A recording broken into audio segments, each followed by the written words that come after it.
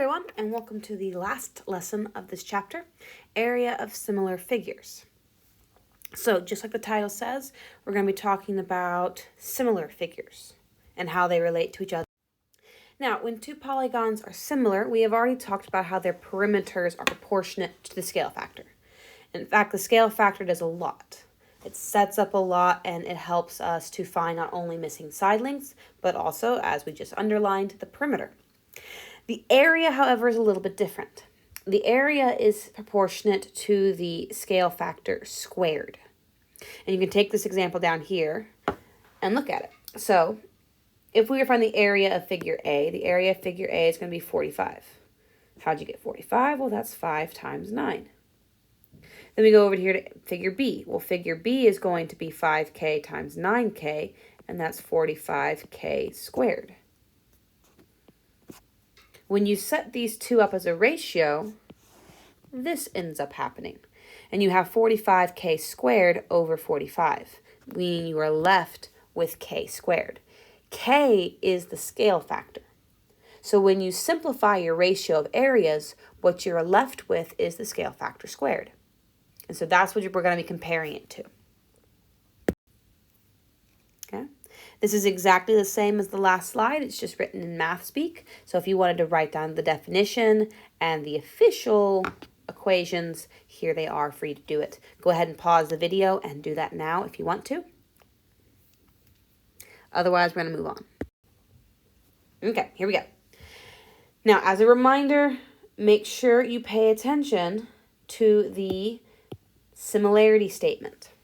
If your similarity statement is off, then you're not going to be able to find the correct corresponding figures. So you really want to make sure that you read this and you know which sides are corresponding. So here we go. We know that the area of triangle JKL is 30 inches squared. And JKL is similar to PQR, and we want to figure out what the area of PQR is. So we want this area down here.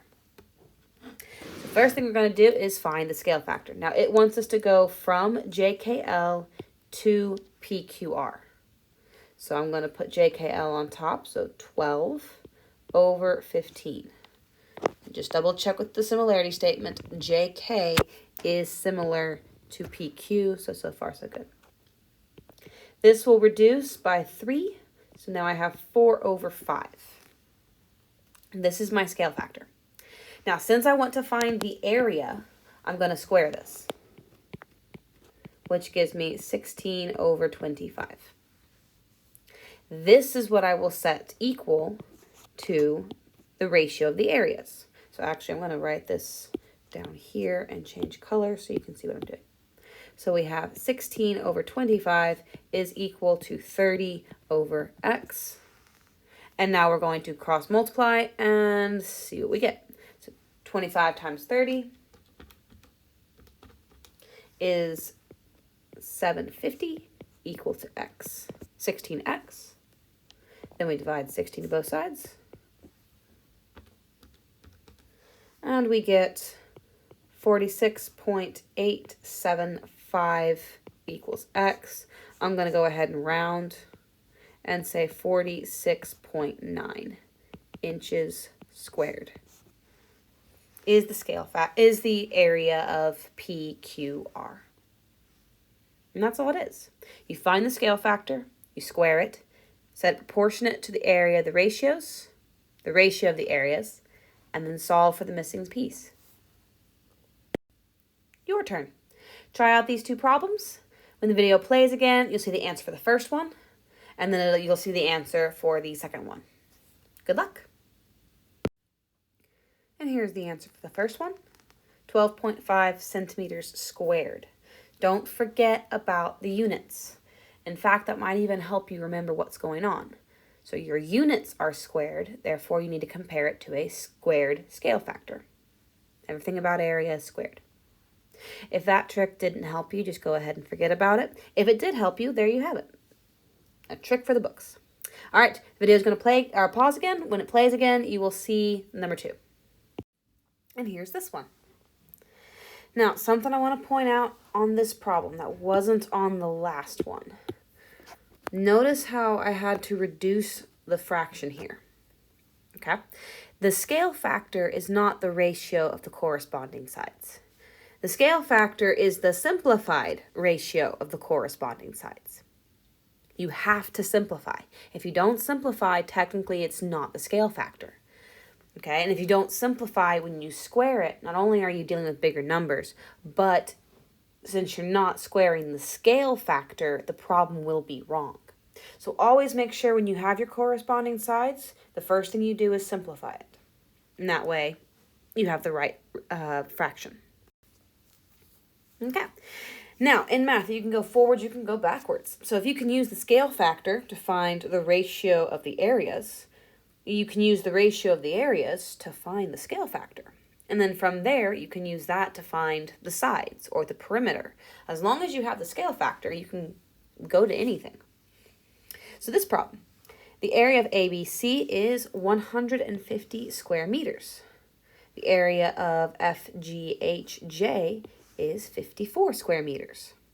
If the two parallelograms are similar, find the scale factor of quadrilateral or parallelogram FGHJ, and then find x.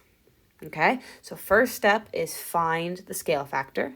Then the next step is find x. So here we go. So I have 150 divided by 54. Oops, backwards. Okay, they want the scale factor. No, I was right. So when you're doing the scale factor, always look at your similarity statement. That will tell you the order. This one says ABC to FGHJ. So it is what I just wrote down and then erased, 150 over 54. Now I need to simplify this as far down as it goes. I'm going to try a few numbers and just see what happens. I have my calculator out. So 2 will definitely work, but that is... Oh, that's the one that might. So if I would divide by 2, I get 75 over, and then 54 divided by 2 is 27. Okay, now both of those are divisible by 3. Yes, so divided by 3 again, and then that's going to be 25 over 9. And then that's what we're actually looking for. 25 over 9, both of those are perfect squares. It won't always work out as nice as this one does, but the majority of them will. And it's a nice perfect square over perfect square. That tells you you're almost there. Now, once you have this as far down as it will go, you cannot simplify this any further. You're going to take the square root of the fraction. This will give us 5 over 3. And this is the scale factor. And that makes sense, because think about the last problem. We took the scale factor, we squared it. That was the proportionate to the area, the ratio of the areas. So if you're going backwards, you take the area, the ratio of the areas, you simplify it. Instead of squaring, you take the square root, and there you have it. Now, this is our scale factor. That was the first task. So now our second task is to find x. So I'm going to set it equal. And remember, the scale factor goes off of the similarity statement. So your next ratio needs to match that. So I have 5 over 3. 5 is the ABC one. So that one is 10 over x. Okay. This one tried to be tricky. So make sure when you're doing your problems, you pay attention to that. And then it turns out that x is 6 meters. So not a very hard process. You just have to remember the little bitty steps along the way. You guys go ahead and do these 2 problems. The video will play and pause, showing you each answer and any notes that I want you to make along the way. Good luck. And here's the first one. I changed colors when I went on to the next step, so you can kind of see how that went. Hopefully you noticed it, but the instructions said to find the scale factor of the blue to green figure. So your scale factor should be blue to green when you're doing these problems.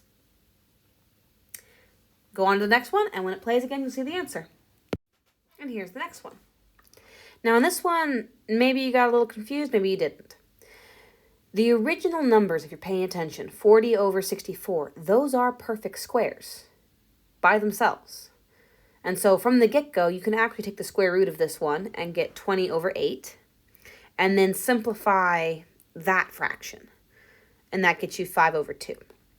Now, if you didn't take the square root immediately and you simplified all the way down, excellent, good job. You should have gotten 25 over 4, in which case taking the square root of that fraction would get you to the same place of 5 over 2. Either one of those works. It's a little shorter if you recognize the fact that it's two perfect squares from the get-go. And then once you got the scale factor, set it equal to the ratio of the sides and find your missing side. Well, that is it for today. If you have any questions, please make sure you mark them and let me know. Otherwise, have a good one.